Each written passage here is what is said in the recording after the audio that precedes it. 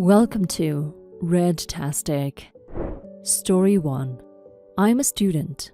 My parents make enough money that when I went through student finance to get my maintenance loan, I was told I could only get the minimum, just over 3K a year. Because finance is calculated from your parents' earn, and there's an assumption that your parents will help you out. I'm on a high-intensity course, and I wasn't sure how I would be able to balance studying and schooling. So when I found out I was going to get minimum, I told my parents I wanted to either take the coming year to save up and then go to my first choice university a year later than planned, or go to my second choice now because I wouldn't be able to afford to live in the city my first choice is in. My parents then said that they would pay my rent if I went to my first choice on schedule. They set me up in a studio flat, so all I had to do was get a part-time job to cover the cost of food and bills. On 18th February, my 20th birthday, they called me and said that I was relying on them too much and needed to find out what the real world was like by earning my own money, so they would cover my rent and phone for that month. So until end of February, and after that I was on my own. Then said that they were still my parents and they loved me and wanted me to stay in touch. Just learn some independence while doing this. I begged them to reconsider, but they ended the call, so I had 11 days notice that I would have no flat or phone. I begged my university for emergency housing, but they said that I had no proof I'd been cut off, so they couldn't do anything. I emailed my parents asking them to write a letter stating they had cut me off so I could sort my student finance and emergency housing, but they said no. I asked work if I could take on more hours and was told that due to my contract, I can't do any more than I'm already doing. So I'm now looking for a second job. I'm sleeping on a friend's sofa until a place I can afford opens up. And as I still don't have proof I've been cut off for student finance, I will probably have to drop out this summer. I got a Facebook message from them today telling me they were disappointed I didn't call on Mom's birthday a couple days ago, and that I've not given them my new phone number yet. I responded telling them the position I'm currently in and that I no longer want a relationship with them. I've gotten a bunch of messages from them and my brothers asking me to reconsider. My friend says I shouldn't feel bad, but I feel incredibly guilty and like a spoiled brat because I don't love my family for their money. I love them because they're my family. But at the same time, they've really screwed me over here. Am I the a-hole for not wanting a relationship with them? Update. I messaged them asking why they cut me off, saying the least they could do was explain why they're fine leaving me homeless. They responded, "My friend, the one I'm staying with, is an out and proud lesbian. There are maybe 2 posts about me on her social media, one being a group shot of us and some people we were studying with in the library with me and her sat together. And another from a couple days before my birthday where she posted a photo of me when we went out to lunch because we weren't planning on seeing each other on my actual birthday. And in the caption she refers to me as Princess in a clearly joking way. My brothers then showed our parents and told them I was a lesbian and she was my girlfriend. So now I have proof that they cut me off, proof they're homophobic, and confirmation that they can and will switch on me at the drop of a hat, as well as proof of my brothers, who are older than me and living with our parents, being jealous shitheads. They didn't just tell me this on the phone because they hoped I would figure it out, which is tricky given that is not effing true. Apparently there's enough affection still there for them to expect a call on Mom's birthday, but not enough to not totally F me over. So yeah, never talking to them again, any of them. I've sent the screenshots to the person I spoke to in emergency housing, though I've been warned that for something called emergency housing, it's not very fast. My friend has said I can stay with her as long as I need. The reply my parents sent hasn't explicitly said the phrase "we cut you off because," but given the context of them replying to my message asking why it should be enough. Thanks everyone. I felt really shitty cutting them off over finances, but now I know they're pure effing evil. I don't feel so bad. I've also sent my parents the screenshots of my brother confirming that he and my brother lied about me, and they're very apologetic, but that doesn't change anything. As my brothers live with my parents, I hope they're all very happy together right now. New plan. Changing the focus of my studies going into third year to focus on the subjects I want to do, not the ones my parents wanted me to do.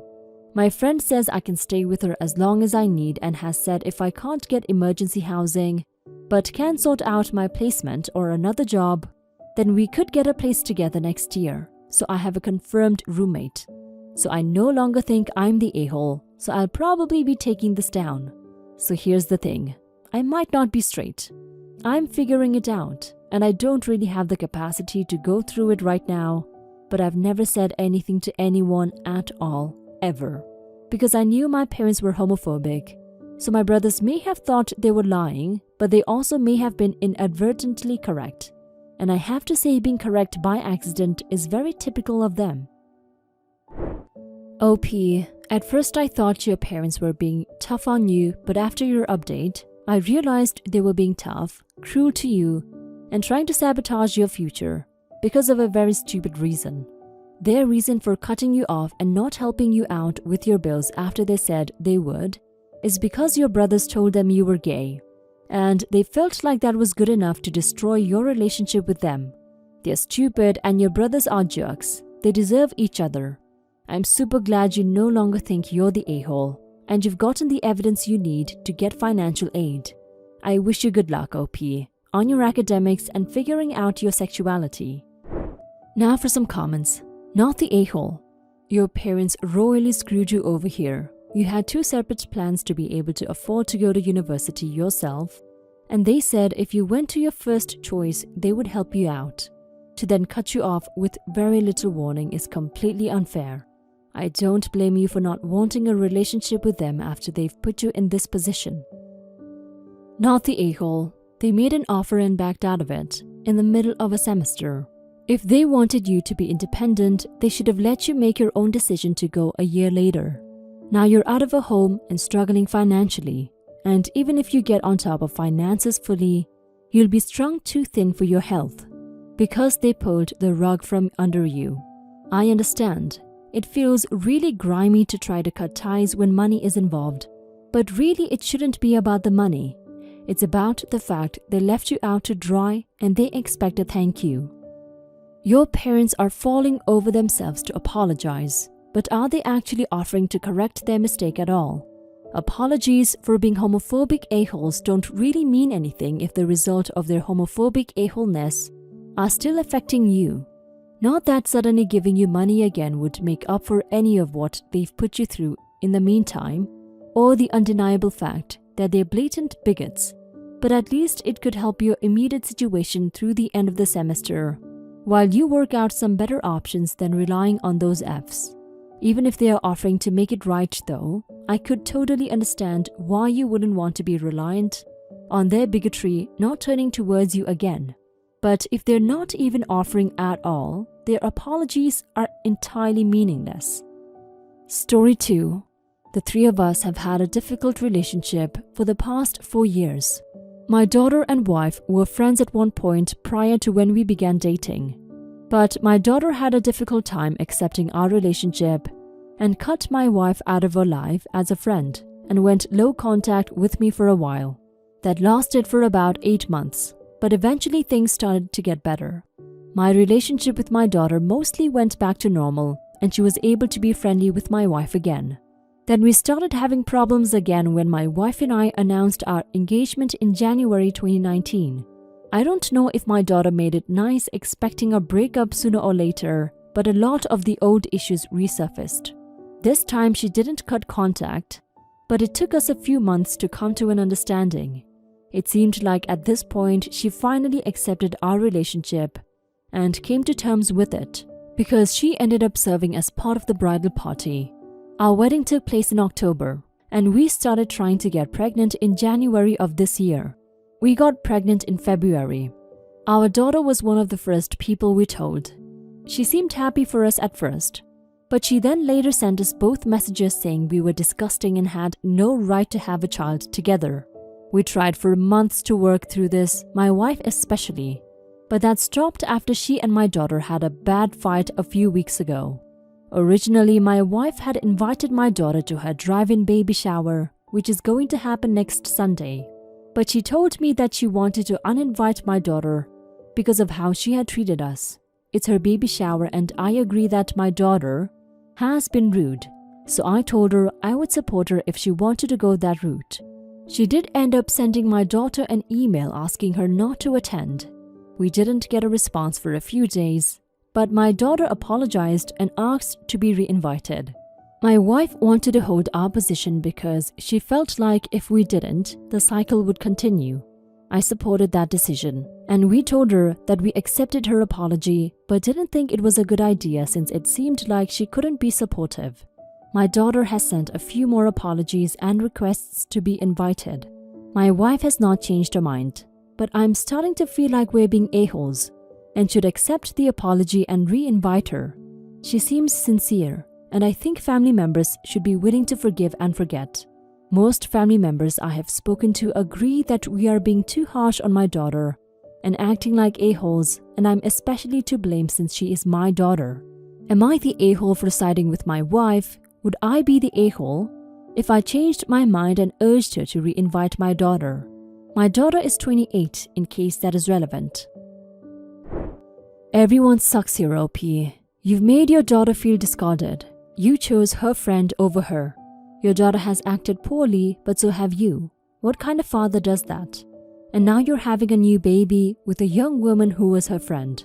But then again, your daughter has insulted your wife, her ex-friend, your soon-to-be-born child, and has been rude too. Everyone sucks here, even your wife. No person wants their friend to hook up with their dad, so your daughter's behavior is still understandable. If you want to fix this, re-invite your daughter and try to mend your relationship. Make her feel like she's your daughter. Story 3.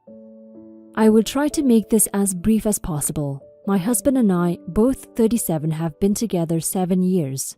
For about 10 years, he has had a close female friend named Jane. Jane is fine. We have enough in common that I like doing things in group settings with her, and we even chat on our own occasionally, but she's definitely closer to my husband. She's been with her own husband since I came around, but I always got the sense from Jane herself, from old photos and a few old anecdotes from some of my husband's other friends, that Jane wanted to date my husband before she met hers, and he just never showed any interest. So throughout the years, there has been a little weirdness, but nothing serious. He was her man of honor, a few gushy tributes to him on his birthday over Facebook, or the odd sitting on his lap in a big group photo, but never overly flirtatious. She seemed super happy with her husband, so it was never a big enough deal to mention anything. But I noticed them all. Fast forward to a few months ago, and Jane became pregnant. She immediately asked my husband to be the godfather, and he was thrilled. I wasn't surprised.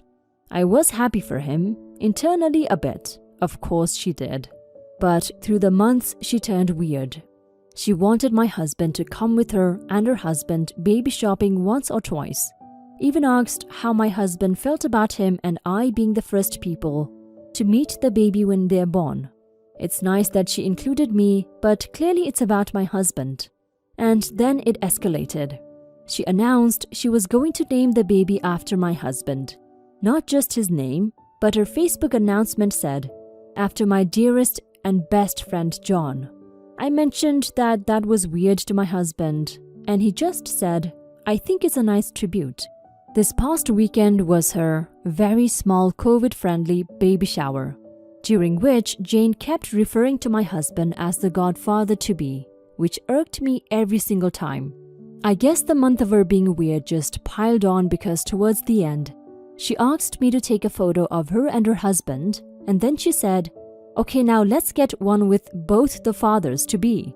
And I said, very loudly, "Oh, come the F on. Are you serious?" Everybody heard me. I stared at her for a moment. She looked absolutely aghast. And I grabbed my purse and just left. My husband followed me, but in the car, he wouldn't say a word to me. I laid out everything I did in the post, including a dozen other examples, but he just stared straight ahead and wouldn't answer. Finally, when we got home, he acknowledged that yes, a lot of stuff now that he sees it all laid out is inappropriate, and he's sorry that he didn't see it, and he understands how I feel. But he is absolutely livid that I ruined her baby shower. Jane is furious, never wants to see me again, and John feels this is going to drive a big wedge through his friend group. So was I the a-hole here? Now for some comments. Not the a-hole. Yes, your timing was extremely unfortunate and you should apologize to the shower hosts and any guest you're friendly with. But dang, Jane needs to understand she poked and poked and poked and poked. And yeah, eventually that shit's gonna come back at her as an attack. If she didn't want to be called out, she shouldn't have acted as she did. OP is not the a-hole. Jane seriously has problems with boundaries, and I'm surprised that her own husband isn't sick of this by now. OP had an outburst and left before it could escalate. But someone had to break everyone out of their total acceptance of this wacko, claiming 2 men as the fathers-to-be. Who the F does that anyway? At most, I would say that the situation was cringeworthy, but mainly because Jane made it so by pushing boundaries in front of family and friends.